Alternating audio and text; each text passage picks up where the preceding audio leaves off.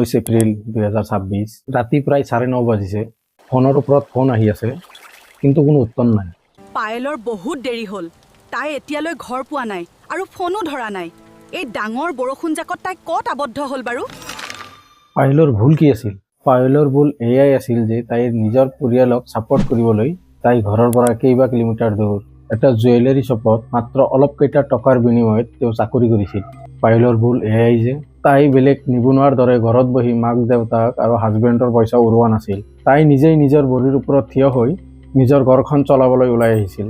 কিন্তু এতিয়া পায়েলে কেতিয়াও ফোন নুঠায়। তাই কেতিয়াও নিজৰ ঘৰলৈ গৈ নাহে। নিজৰ মা দেউতাকৰ ঔষধৰ পইচা তাই আৰু যোগান কৰিব নোৱাৰে। পায়েলৰ বহুতো সপোন আছিল যিবোৰ তাইৰ ডেড বডিৰ লগত সেইদিনা গুৱাহাটীৰ ফুটপাথৰ অপেন ড্ৰেইনৰ লেতেৰা পানীৰ সৈতে উটি গ'ল।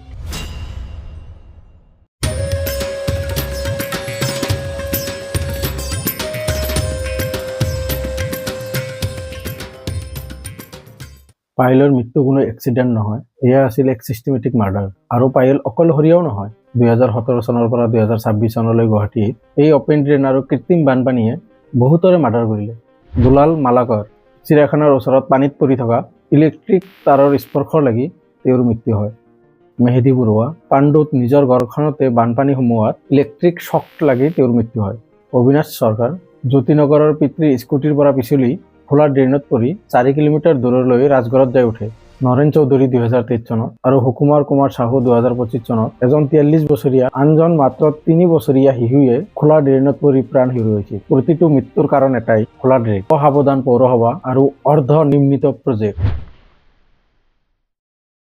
আপোনালোকে চাগে ভাবিছে চৰকাৰৰ ওচৰত পইচা নাই। মিছন ফ্লাড ফ্ৰী গুৱাহাটীৰ নামত কাগজত আকৌ হাজাৰ হাজাৰ কোটি টকাৰ খৰচ হৈ গৈছে। বাহিন বিচিং প্ৰজেক্ট, ৰয়েল হাস্কনিং, এই সংস্থানে প্ৰস্তুত কৰা 184 কোটি টকা প্ৰজেক্টবোৰ বহুদিন ধৰি ফাইলতে আবদ্ধ হৈ থাকিল। স্মাৰ্ট চিটি মিছন প্ৰায় 755 কোটি টকাৰ 21টা প্ৰজেক্ট মঞ্জুৰ কৰা হৈছে। ইয়াৰ ভিতৰত নালাৰ বাবে মাত্ৰ 25 কোটি টকা খৰচ হ'ল। বাকী সকলোবোৰ খৰচ হ'ল সৌন্দৰ্যৰ নামত। ছুপাৰ চাকাৰ মেচিন, 25 কোটি টকাত কিনা এই মেচিনবোৰ নালা পৰিষ্কাৰ কথাটো বাদেই প্লাষ্টিক আৱৰ্জনাই গুচাব নোৱাৰে। চৰকাৰৰ ওচৰত ড্ৰেইন চাফা কৰিবলৈ মেচিন আৰু মানুহ নাই, কিন্তু সমগ্ৰ অসমত লাখ লাখ টকা খৰচ কৰি বিশাল বিশাল পোষ্টাৰ আৰু ছ'চিয়েল মিডিয়াত এডভাৰটাইজ লগাবলৈ পৰ্যাপ্ত ফাণ্ড আছে। কিন্তু VIP মন্ত্ৰীবোৰক বাৰে বাৰে মাতি অসমলৈ মিছি পলিটিকেল ইভেণ্টবোৰৰ বাবে কোটি কোটি টকা খৰচ কৰিবলৈ চৰকাৰৰ বাজেট আছে। অসমৰ নালাত যিবোৰ গ্ৰীণ স্ক্ৰীণ লগাই নালাবোৰ লুকুৱাৰ চেষ্টা কৰিছিলে, সেইখিনি টকাৰে যদি এটলিষ্ট মালিগাঁৱৰ নালাৰ কভাৰবোৰ লগাই দিলেহেঁতেন, তেন্তে আজি পায়েলনাথ মৃত্যুৰ মুখত নপৰে। কভাৰ বনাবলৈনো কিমান টকা খৰচ হয়? 5 লাখ টকা, 10 লাখ টকা। চৰকাৰৰ এইটো হোৰ্ডিং চাওক, এইটো বনাবলৈ কিমান টকা খৰচ হ'ব এটা কেলকুলেশ্যন কৰোঁ আহকচোন। ভিনাইল প্ৰিণ্টিং 70 পৰা 80 টকা পাৰ স্কুৱাৰ ফিট। এইটো পোষ্টাৰৰ চাইজ মিনিমামো যদি ধৰোঁ 20 ফুট বাই 40 ফুটটো হ'বই। তো টোটেল 1 পৰা 1.5 লাখ টকা মিনিমাম খৰচ আছে। এইটোতো অকল প্ৰিণ্টাৰৰ কথা কৈছোঁ, ডেইলি ভাড়াটো আছেই। এনেকুৱা হিউজ পোষ্টাৰ গুৱাহাটীৰ গলিয়ে গলিয়ে দেখা পাব আপোনালোকে।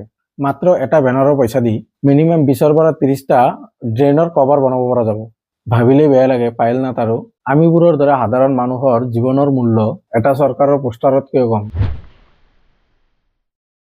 গুৱাহাটীৰ বানপানী কেৱল বৰষুণৰ বাবেই নহয়, ইয়াৰ প্ৰধান কাৰণ হ'ল জলাশয় অৰ্থাৎ বিলবোৰৰ ধ্বংস। বিলবোৰ চহৰখনৰ স্পঞ্জৰ দৰে আছিল যিয়ে অতিৰিক্ত পানী শোষণ কৰি লয়। চিনচাকু বিলৰ ধ্বংসাৱলী এসময়ত প্ৰায় 400 পৰা 600 একৰ বিস্তৃত এই জলাশয়টো 2021 চনত মাত্ৰ 80 একৰত চাপি আহিল। ইয়াৰ অৰ্থাৎ হ'ল প্ৰায় 82% জলাশয় আমি হেৰুৱাই পেলাইছোঁ। কেনেকৈ হ'ল? ন'বডি ন'জ। দীপৰ বিলৰ দুৰৱস্থা। ইণ্টাৰনেশ্যনেল ৰামছৰ ছাইট হোৱাৰ পিছতো ইয়াক মহানগৰৰ জাবৰ পেলোৱা ঠাইলৈ ৰূপান্তৰ কৰা হ'ল। বেদখল আৰু ৰেলপথৰ সম্প্ৰসাৰণে ইয়াৰ ধাৰণ ক্ষমতা সম্পূৰ্ণৰূপে ধ্বংস কৰি পেলাইছে।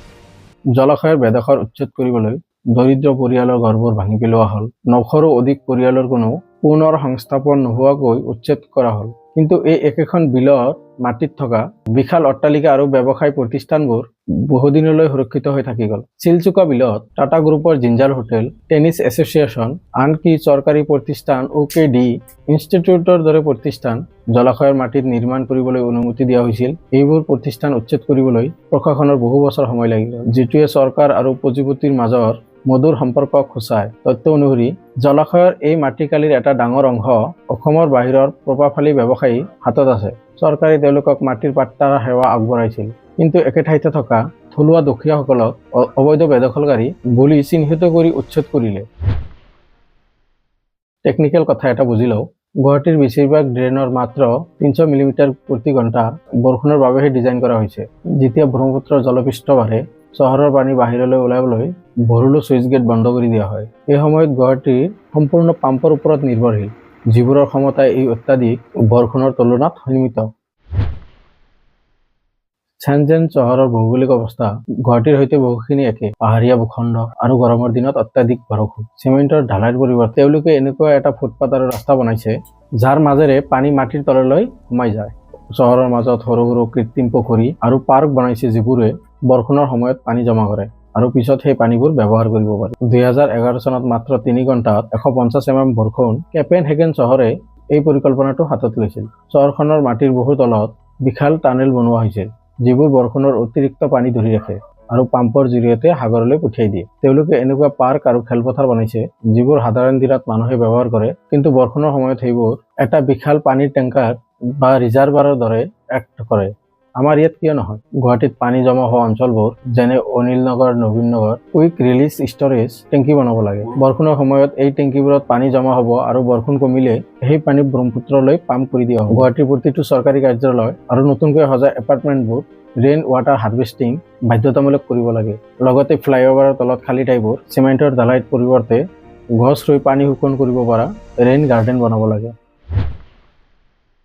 বন্ধুসকল, গুৱাহাটী হাইকোৰ্টে চৰকাৰক এপ্ৰিলৰ 26ৰ ভিতৰত এটা GIS মাষ্টাৰ প্লেন দিবলৈ কৈছিল, কিন্তু এপ্ৰিল আহিল, বান আহিল আৰু পায়েলনাথৰ জীৱনটোও লৈ গ'ল। প্ৰত্যেকবাৰৰ দৰে পৰিকল্পনা এতিয়াও কাগজতে থাকিল। পায়েলৰ দৰে নাগৰিকে টেক্স দিয়ে, ভোট দিয়ে আৰু বিনিময়ত মাত্ৰ এখন সুৰক্ষিত ফুটপাথহে বিচাৰে। বৰষুণ আমাৰ শত্ৰু নহয়, আমাৰ শত্ৰু হ'ল চৰকাৰী অসাৱধানতা আৰু গাফিলতি। আমি কুৱেশ্যন কৰিব লাগিব চৰকাৰক, আৰু কুৱেশ্যন কৰাৰ সাহস নাই যদি আপোনাৰ, ভগৱানৰ ওচৰত প্ৰাৰ্থনা কৰক যাতে আপোনাৰ ঘৰৰ একমাত্ৰ ইনকাম কৰা মানুহজন পায়েলনাথৰ দৰে বিনা কোনো দুখত গভৰ্ণমেণ্টৰ গাফিলতিৰ বাবে মৰিব লগা নহয়। ভিডিঅ'টোত ইউজ কৰা প্ৰতিটো ফেক্টৰ লিংক ডিছক্ৰিপশ্যনত পাই যাব। আশা কৰোঁ ফেক্টছবোৰ এবাৰ চেক কৰিব। নমস্কাৰ, মই চাহিল।